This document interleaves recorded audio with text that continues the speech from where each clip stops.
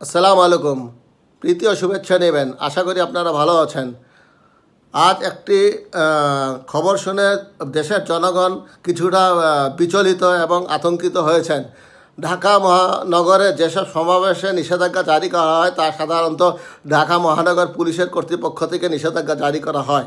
কিন্তু হঠাৎ করে আজকে একটি খবর শুনে জনগণের মনে একটি হতাশা এবং ভয়ের সঞ্চার হয়েছে। ঢাকা সেনানিবাসের আশেপাশের কয়েকটি এলাকায় সভা সমাবেশ নিষিদ্ধ করেছে, সেটার ঘোষণা এসেছে আইএসপিআর থেকে। সাধারণত এটা পুলিশ বিভাগ থেকে আসার কথা। তাহলে দেশে কি ঘটতে যাচ্ছে?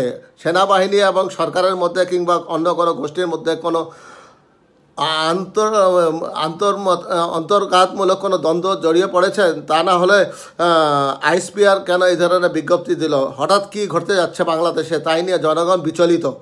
ঢাকা সেনানিবাসের আশেপাশের কিছু এলাকায় সভা সমাবেশ নিষিদ্ধ করা হয়েছে। আন্তঃবাহিনী জনসংযোগ পরিদপ্তর আইএসপিআর শনিবার এক বিজ্ঞপ্তিতে জানায়, সর্বসাধারণ চলাচল ও জনশৃঙ্খলা রক্ষার স্বার্থে আগামীকাল 18 মে থেকে পরবর্তী নির্দেশ না দেওয়া পর্যন্ত কচুগাছ সড়ক, বিজয় সরণি হতে প্রধান উপদেষ্টার কার্যালয় হয়ে বীর শ্রেষ্ঠ শহীদ জাহাঙ্গীর গেট সংলগ্ন এলাকা, বিএফ শাইন কলেজ হতে মহাখালী ফ্লাইওভার সংলগ্ন এলাকা, সৈনিক ক্লাব মোড়, ভাসানটেক, মাটিকাটা, ইসিবি চত্বর ও তৎসংলগ্ন এলাকায় সকল প্রকার সভা সমাবেশ, মিছিল, শোভাযাত্রা, বিক্ষোভ প্রদর্শন ইত্যাদি নিষিদ্ধ ঘোষণা করা হলো।